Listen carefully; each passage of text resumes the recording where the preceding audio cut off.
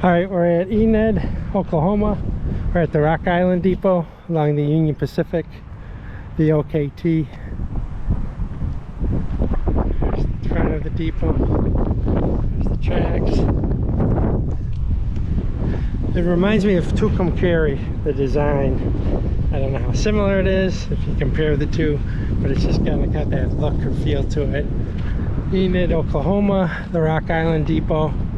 We were over at the museum, which is at the Santa Fe Freight House, and the depot is across the street. So this is Enid. See those in that design on the end reminds me of. So, alright.